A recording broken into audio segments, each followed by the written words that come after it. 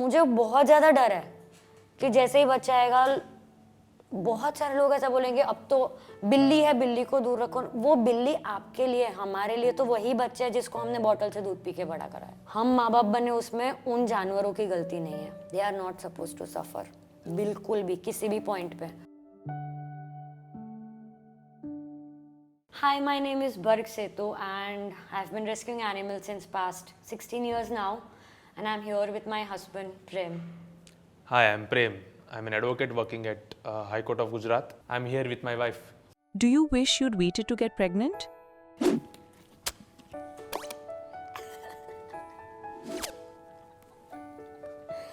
So for a lot of people, किसी को नहीं पता है, अभी तक बताया नहीं है, but God surprised us or the destiny surprised us.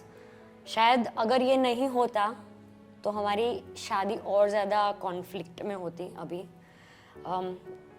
January में we got married and soon we got to know that we both are pregnant and we are soon going to become parents.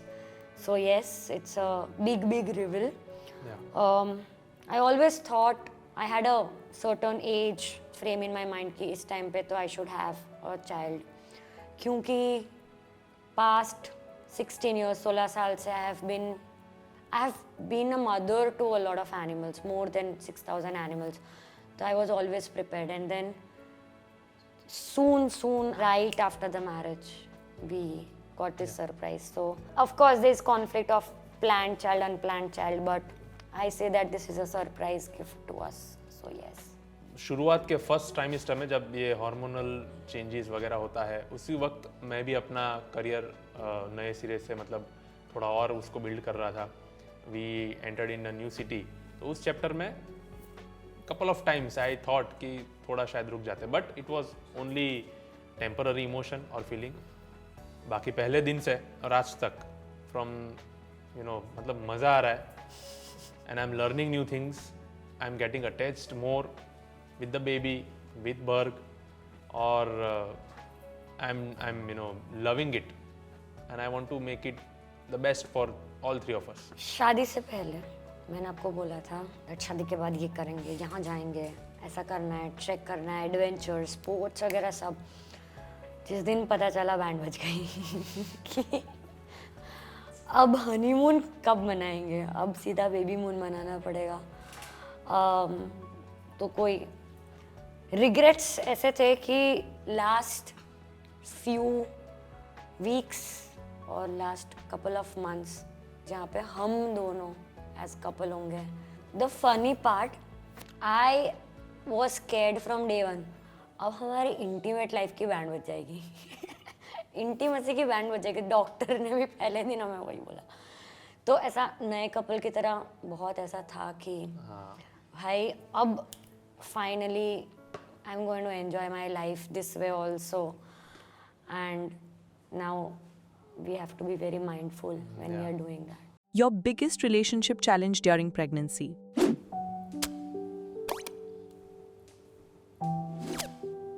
I guess understanding phase was less.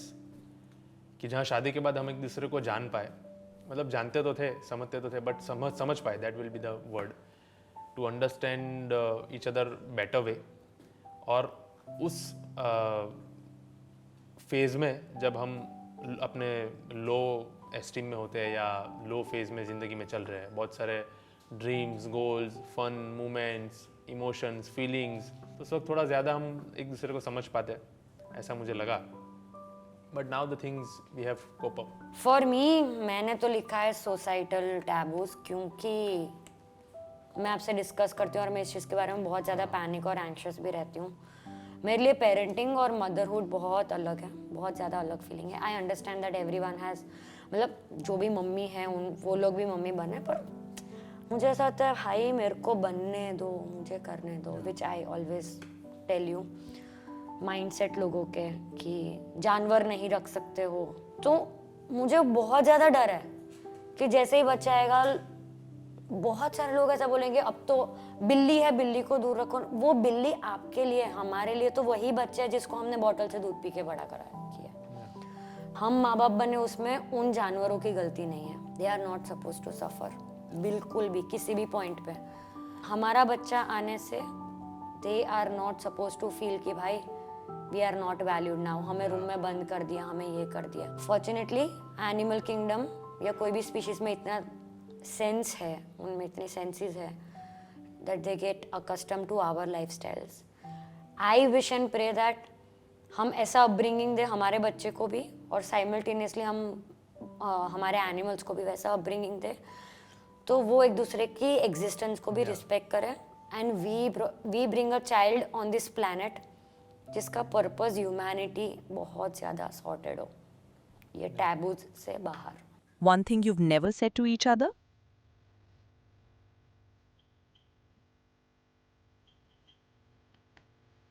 सो मैंने लिखा कि इतना impulsive मत बनो और इतना naive भी मत बनो. And you are mind forever, that's for sure.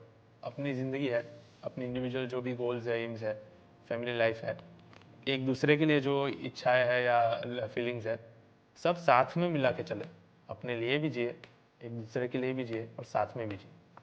That is what I want. मैंने लिखा है you are best, I am grateful, but सबसे important have fun and take risk. या I've always wanted my partner to be adventurous. You are not protective. आप protective नहीं हो, डरते भी नहीं हो, पर आपको नहीं करना unnecessary. और मुझे वो हर एक unnecessary चीज़ करनी है क्योंकि तो ही हमें हमारी वो साइड पता चलेगी जो हमें कभी पता ही नहीं थी. Of course we don't risk our lives, but it's good to take risk. So I have to add more spark in my adventurous phase of life. Not for me. Yeah, for myself. Yes. खुश रहो, मजे करो और सब करो. But suppose कुछ चीज़ मुझे नहीं करनी है, आई मीन, हाँ तो ठीक है, मैं समझ लूंगी तो थोड़ा अंडरस्टैंडिंग बिहेव करूँ. और थोड़ा मैं सीख लूँगा. हाँ. What would life be like without your partner? I'd be lifeless. मैं नहीं सोच सकती मेरी जिंदगी without someone. And now that someone is you.